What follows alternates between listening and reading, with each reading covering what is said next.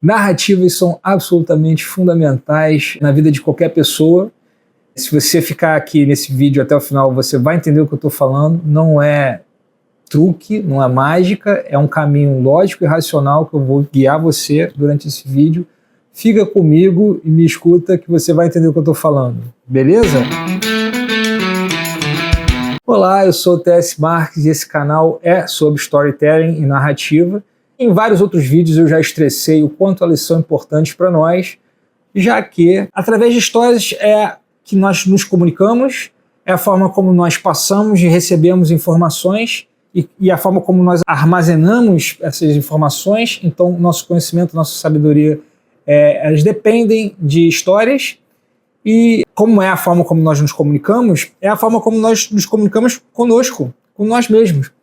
Então, conhecer sobre histórias e sobre as metanarrativas, que são as histórias que fazem as outras histórias, é de suma importância para a vida de qualquer pessoa. Inclusive, tem um vídeo que eu fiz sobre metanarrativa, eu deixo o card aí em cima, fala especificamente sobre esse tema. Hoje eu vou começar a falar sobre a metanarrativa, que é a metanarrativa mais importante de todas. É a metanarrativa que perpassa a física, que engloba todo o universo. Eu estou falando da metanarrativa que vai responder às perguntas essenciais. Sim, as perguntas que nós nos fazemos desde o início da humanidade, que são: da onde eu vim, aonde estou e para onde eu vou. Note que se você responder essas três perguntas, você de cara já estabeleceu uma narrativa em 3 atos. Início, meio e fim. Note que, de uma forma ou de outra, consciente ou inconscientemente, todos nós respondemos a essas perguntas. E a forma como nós respondemos a essas perguntas, ela determina o resto das nossas vidas. Simplesmente porque você só consegue julgar uma história se você sabe o final dessa história. E se você pensa que para onde nós vamos é a morte e que este é o fim da história, então não há final feliz possível. Só com a crença na vida após a morte que abre o caminho para um final feliz para a sua história. E, portanto, isso determina muito o que acontece na sua vida, porque isto determina a história que você conta para você mesmo sobre você. Se há possibilidade de um final feliz, se há possibilidade de uma vida após a morte e essa vida é boa, então você começa a poder justificar um sofrimento que você tem durante a sua vida. Você só consegue justificar o mal e o sofrimento se há a possibilidade de um final feliz para a sua história. Há sentido no sofrimento se o final é feliz. Isso corrobora um estudo de Viktor Frankl, que foi um psiquiatra judeu que foi capturado pela Alemanha nazista. Ele foi levado a um campo de concentração e Viktor, ele decidiu continuar o seu trabalho, e o que ele pesquisou foi qual tipo de pessoas e quais os motivos que levavam pessoas perante um sofrimento, talvez o ápice do sofrimento ali, né, porque é um sofrimento constante, é o ápice da degradação humana, você está no campo de concentração e sem a menor esperança de sair dali. Então, o que fez as pessoas sobreviverem a esse terror? E o que o Viktor descobriu é que as pessoas que conseguiam extrair sentido daquilo eram justamente as pessoas que conseguiam sobreviver. Ele encontrou 3 coisas. Uma era ter um trabalho, e isso foi o que ele usou, né? Ele fez o trabalho dele, ele continuou o trabalho dele, e isso deu sentido ao sofrimento, porque aquele trabalho era importante para as outras pessoas. Através do amor, então a pessoa que tinha um ente querido e tinha esperança de encontrá-lo, ou tinha um ente querido que estava ali também com eles, essa pessoa conseguiu sobreviver porque via sentido no sofrimento. E 3, as pessoas que encaravam aquele sofrimento como um desafio.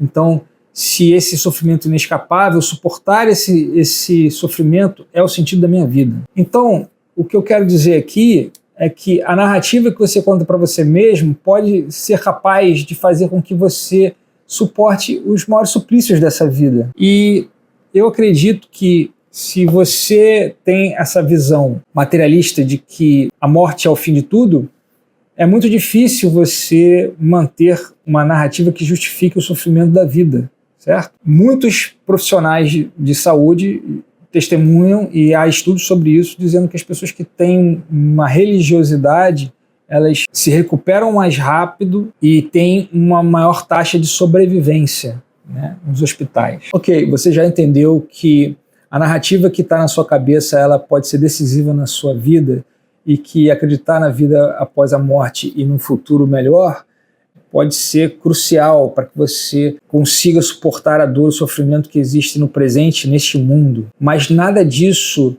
serve como uma evidência de que isso existe. Ou seja, mesmo sabendo que acreditar é bom, isso não me faz acreditar.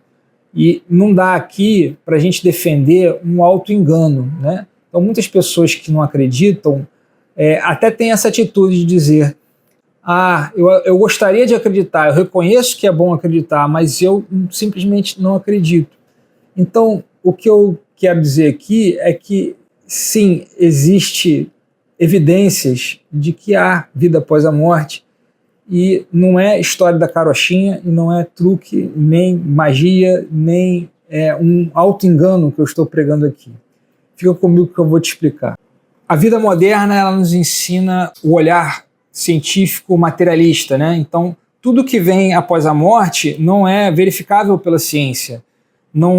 Você não pode botar a vida após a morte num tubo de ensaio, não tem como você pesquisar isso, né? Então, tudo que fala sobre vida após a morte é encarado com esse ceticismo. No popular, o que se diz é: bom, como é que eu vou saber se existe vida após a morte se ninguém voltou para me dizer o que acontece, né, depois da morte? Bom, isso é mentira. Eu vou dizer de novo, isso é mentira. Existem milhares de casos de ressurreição acontecendo todos os dias. Pessoas voltam da morte todos os dias. E o que a ciência faz, o que o mundo moderno faz, é que ele esconde isso através da terminologia. A terminologia que é usada é de Near Death Experiences, ou no português, EQM, que é experiências de quase morte. Essa terminologia, ela oculta a verdade, né?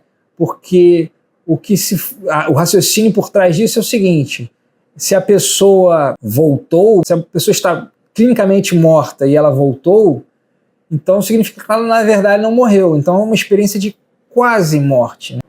Experiência de perto da morte. A questão é que esse clinicamente morto é uma falácia, porque não há diferença entre uma pessoa morta e uma pessoa clinicamente morta. A única diferença é que a clinicamente morta, ela voltou.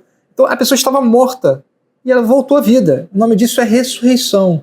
Então esses termos de experiências de quase morte, Near Death Experience, eles são, na verdade, desinformação. O próprio termo, ele te desinforma, ele oculta o que está acontecendo de verdade. Muito bem, as pessoas ressuscitam todos os dias. E o que elas falam depois que elas voltaram de lá? Bom, todas elas têm uma história para contar, ou seja, uma narrativa. Mas além disso, em todos os casos, eles apresentam uma consciência que é projetada para fora do corpo. E essa consciência projetada para fora do corpo, muitas vezes, traz informações de que essas pessoas não poderiam absolutamente ter. Coisas que foram ditas enquanto a pessoa estava clinicamente morta.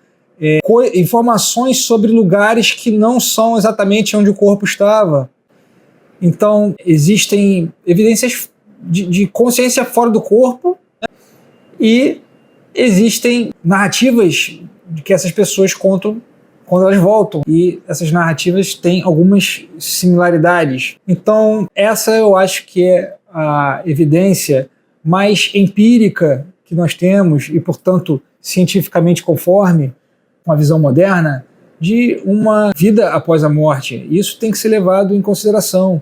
Não acredite em mim, trate você de fazer sua pesquisa.